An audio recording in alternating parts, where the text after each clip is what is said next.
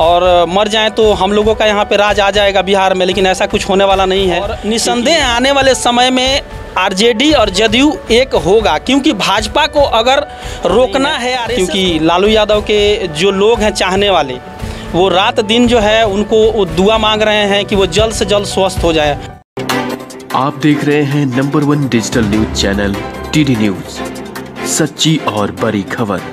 नमस्कार, TD news देख रहे हैं आप। मैं हूं आपके साथ प्रतिभा सिंह।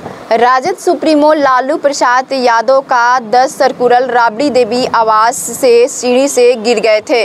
सीढ़ी से गिरने के बाद लालू प्रसाद यादव की जो शरीर में है फ्रैक्चर हो गया था। पटना के पारस अस्पताल में लालू प्रसाद यादव को भर्ती कराया गया था, लेकिन उनकी जो स्थिति थी वो काफ़ी दयनीय थी। एयर एम्बुलेंस से पटना से दिल्ली एम्स ले गया। अभी लालू प्रसाद यादव दिल्ली एम्स में एडमिट हैं और स्थिति काफ़ी नाजुक है। इस वक्त हमसे बातचीत करने के लिए राकेश जी हैं, जो समाज सेवी हैं। आइए इनसे बातचीत करते हैं और जानते हैं लालू प्रसाद यादव के बारे में इनका क्या विचार है, क्या कह रहे हैं उनकी तबीयत के बारे में। राकेश जी, हमारे चैनल में आपका बहुत बहुत स्वागत है। नमस्कार। सबसे पहले मैं टीडी न्यूज़ को धन्यवाद देना चाहता हूं कि मुझे मौका दिया कुछ बोलने के लिए और लोगों से रूबरू होने के लिए। और आप सबका भी धन्यवाद, जो लोग मुझे देख पा रहे हैं और मुझे सुन पा रहे हैं, बहुत बहुत आप लोगों को धन्यवाद कि मुझे मौका मिला कुछ बोलने का। तो सबसे पहले मैं ये बता दूं कि जहाँ तक लालू यादव की बात है, तो उनकी जो तबीयत ख़राब हुई है, इसके पहले भी तबीयत उनकी ख़राब हुई थी और वो धीरे धीरे फिर स्वस्थ हो गए। फिर से किडनी में उनकी प्रॉब्लम हुई है, और जो कि जैसा कि बता रही हैं ये प्रतिभा जी कि पटना में उनका जो है पारस हॉस्पिटल में इलाज चल रहा था, लेकिन उनकी तबीयत और बिगड़ती जा रही थी। तो उनको जो है एम्स ले जाया गया दिल्ली। तो वो ठीक हो जाएंगे, 100% ठीक होंगे, चूँकि बहुत ज़्यादा प्रॉब्लम नहीं है। हालांकि लोग तो जो विपक्ष वाले लोग हैं वो तो अफवाह उड़ाएंगे ही, और वो लोग चाहेंगे कि लालू यादव जो है मर जाएं, और मर जाएं तो हम लोगों का यहाँ पे राज आ जाएगा बिहार में, लेकिन ऐसा कुछ होने वाला नहीं है। क्योंकि लालू यादव के जो लोग हैं चाहने वाले, वो रात दिन जो है उनको दुआ मांग रहे हैं कि वो जल्द से जल्द स्वस्थ हो जाए।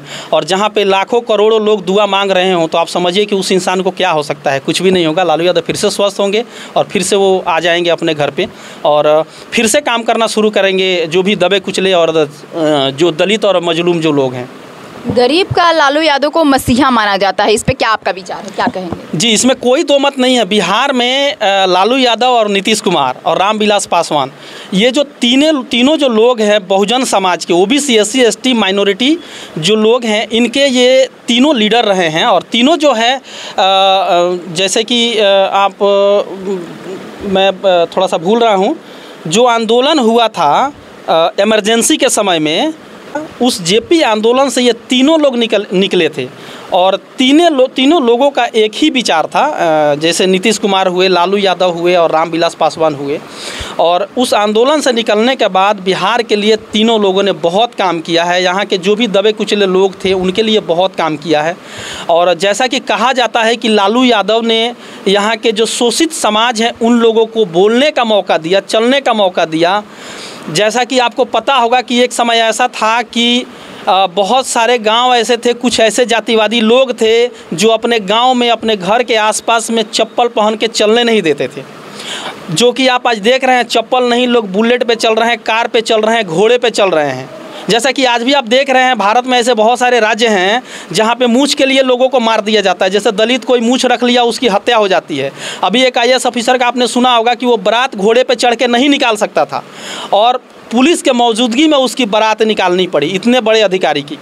तो आप समझ सकते हैं बिहार में ऐसा कुछ भी नहीं है, क्योंकि जो ज़मीन लालू यादव, नीतीश कुमार और रामविलास पासवान ने तैयार किया है, यहाँ पे कोई जातिवाद अब नहीं रह गया है, और सब लोग जो है लगभग बराबर हो चुके हैं और सबका बराबर का बोलने का अधिकार मिल चुका है। तो ऐसा कोई बात नहीं है। राकेश जी, बिहार के जो मुख्यमंत्री हैं नीतीश कुमार जी लालू यादव से मिलने गए थे और बताए कि वो मेरे पुराने मित्र हैं, और वो ये भी कहे हैं कि जितने भी खर्च आएंगे लालू प्रसाद यादव के बेहतर इलाज के लिए मैं सारा खर्च उठाऊंगा।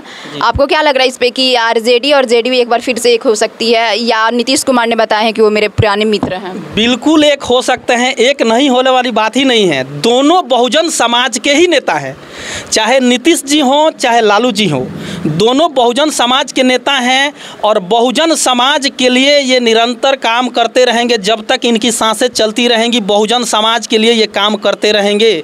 दोनों नेता, चूँकि रामविलास पासवान जी तो अब नहीं रहे, तो अब ये लालू यादव और नीतीश कुमार जी ये दोनों हैं, तो ये बहुजन समाज के लिए काम करते रहेंगे। और निसंदेह आने वाले समय में आरजेडी और जदयू एक होगा, क्योंकि भाजपा को अगर रोकना है, आरएसएस को अगर रोकना है तो इन दोनों को मिलना ही पड़ेगा। नहीं तो आरएसएस और भाजपा मिल के जितने भी बहुजन समाज की पार्टियां हैं सबको खा जाएंगी। जैसा कि आपने यूपी में अभी देखा, मायावती जी का जो पार्टी है बहुजन समाज पार्टी, भाजपा ने उनको ख़त्म कर दिया। बिहार में भी आप देख रहे हैं कि जो रामविलास जी की जो पार्टी है उसको भी बहुत हद तक इन्होंने कमज़ोर कर दिया है।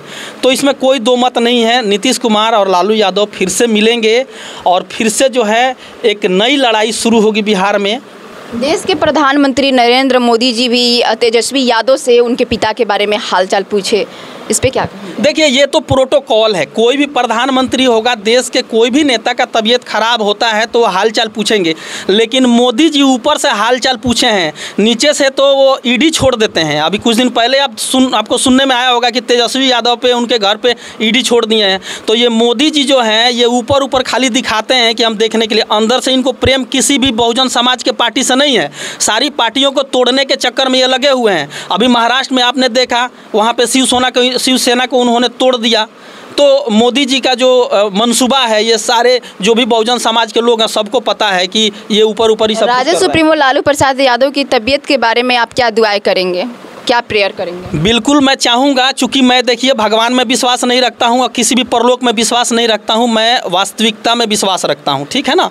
तो मैं जहाँ तक कहूँगा, जहाँ पे उनकी इलाज चल रही है, ईमानदारी पूर्वक वहाँ के डॉक्टर उनका इलाज करें।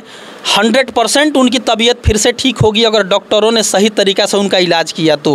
क्योंकि मैं दुआ में विश्वास नहीं रखता हूं, इसके लिए सॉरी, मैं सबसे माफ़ी मांगना चाहता हूं। क्योंकि मैं वास्तविकता में विश्वास रखता हूं, मैं परलोक में विश्वास नहीं रखता हूं, इसलिए मैं दुआ के बारे में ज़्यादा कुछ नहीं बोलूँगा। यही बोलूँगा कि जो डॉक्टर्स इलाज कर रहे हैं अच्छा से इलाज करें, बढ़िया दवा चलाएँ, वो ठीक हो जाएंगे। ठीक है, बहुत बहुत धन्यवाद।